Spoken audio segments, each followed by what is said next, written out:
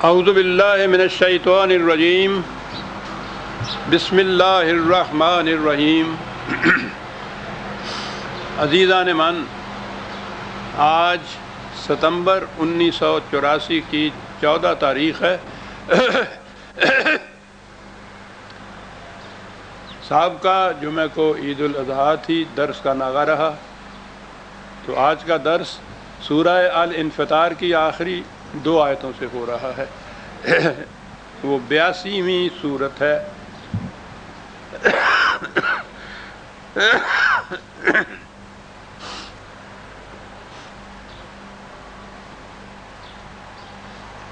شیخ صاحب پانی رکھ دیجیے۔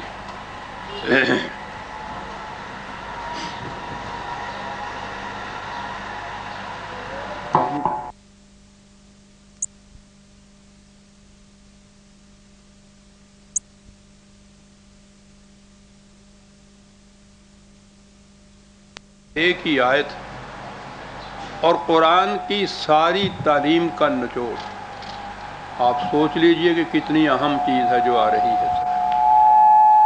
ملخص اس کا پنجابی جے کہو تے تت کڈیا ہے کہ یہ بات ہے کیا۔ آیتیں ہیں، اوپر آ تھا یصلونھا یوم الدین، اور آیتیں یہ شروع ہوئی کہ ما ادراک ما یوم الدین۔ کہا تھا کہ یہ واقعہ ہوگا یوم الدین میں۔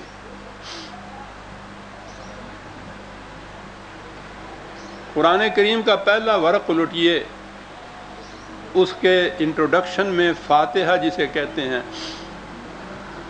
اس میں یہ ہے مالک کے یوم الدین۔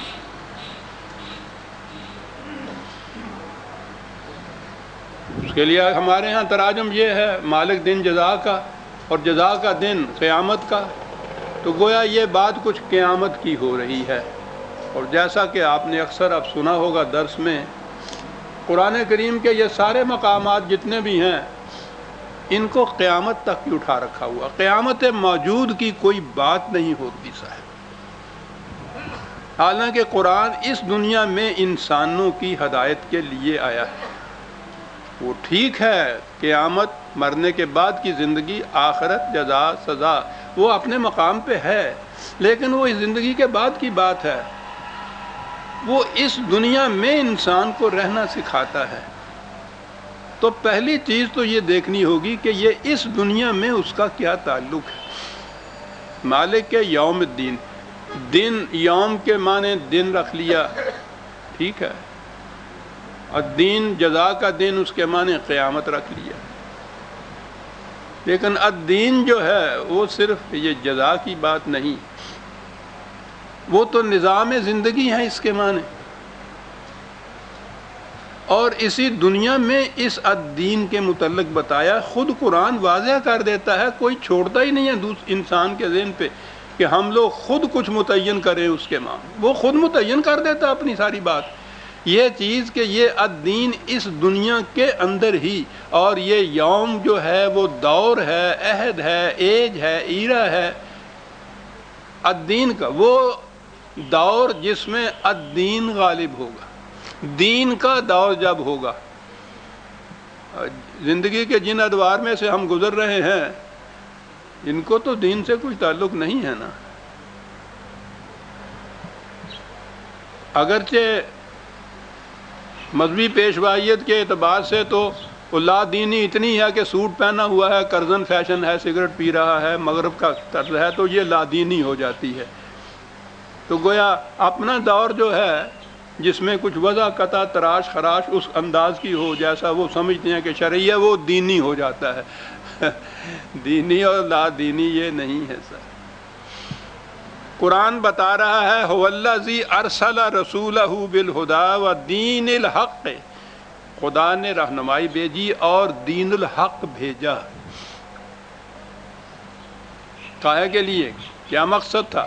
لِیُظْہِرَہُ عَلَى الدِّینِ کُلِّہ، تاکہ وہ تمام، اب دین کا ترجمہ یہاں آ گیا، تمام نظام ہائے حیات جو انسانوں نے وضع کیے ہوں، تمام کل ہی تمام نظاموں کے اوپر غالب آ جائے۔ تو وہ تو اس دنیا میں غالب آئے گا نا۔ یہ سارے نظام باقی جو ہے کل ہی انسانوں کے بنائے ہوئے نظام حیات، سیاسی ہوں، معاشی ہوں، معاشرتی ہوں، جس کو بھی آپ نظام زندگی کہتے ہیں، یہ تو اس نظام کے مختلف گوشے اور شعبے اور اجزاء ہوتے ہیں جنہیں ہم یہ سیاسی معاشی کہتے ہیں۔ وہ ایک کلی چیز ہے نظام زندگی۔ دین کے معنی نظام زندگی ہیں۔ میرے لغت میں آپ دیکھیے کس طرح سے میں نے قرآن کی آیات سے اور عربی زبان کی اسناد سے یہ بتایا کہ اس کے معنی نظام حیات ہیں۔ تو اللہ تعالیٰ نے رہنمائی بھیجی اور ایک نظام حیات بھیجا حق پر مبنی، الحق پر مبنی، اور وہ اس لیے بھیجا لِیُظْہِرَہُ عَلَى الدِّینِ کُلِّہ، تاکہ جتنے بھی باقی ادیان ہیں، اب یہاں ادیان کے معنی آپ سوچ لیجیے۔ ہمارے ہاں زیادہ سے زیادہ کہا جاتا رہا کہ صاحب اسلام سب سے زیادہ افضل مذہب ہے،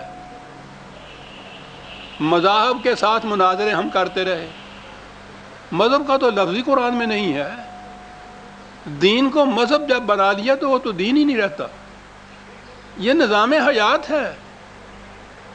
انسانوں کے بنائے ہوئے جتنے نظام ہائے حیات ہیں، سیاسی، معاشی، معاشرتی، عمرانی، ان تمام پر یہ غالب آئے گا۔ بھیجا اس لیے گیا ہے اس دین کو، اس نظام کو۔ تو گویا یہ الدین نظام ہے،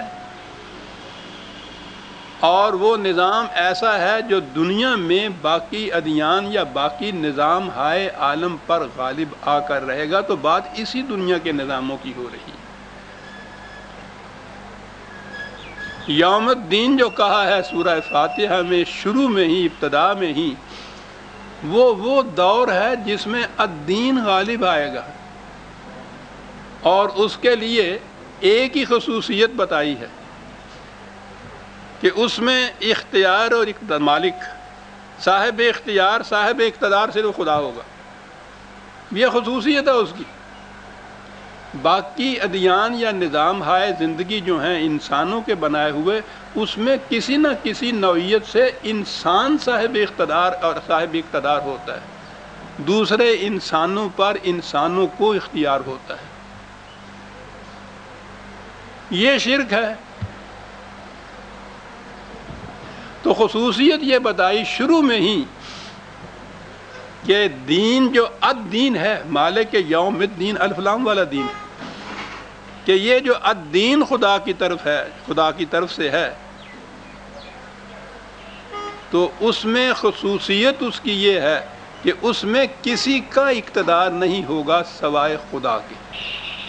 یہ ہے دور جس میں اسلام بحیثیت الدین کے غالب ہوگا، صاحب اقتدار ہوگا۔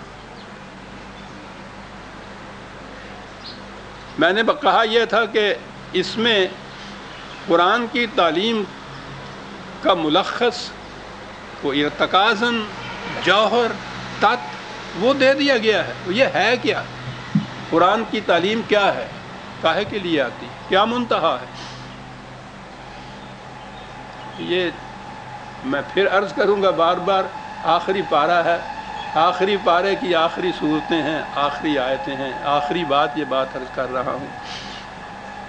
سمجھنے کے لیے سمجھ لیجئے کہ قرآن کی روح سے یہ بات خدا سے شروع نہیں ہوتی۔ خدا تو اس کے لیے رہنمائی دیتا ہے، خدا تو اس کے لیے قدرت دیتا ہے، انسان سے شروع ہوتی ہے۔ دین کا ملخص تکریم انسانیت ہے، انسانوں کی مساوات۔ ہر انسان انسان ہونے کی جہ سے یکساں واجب التکریم ہے۔ یہ ہے دین کا جو دور ہے، نظام ہے جو قرآن کا، اس کی پہچان یہ ہے کہ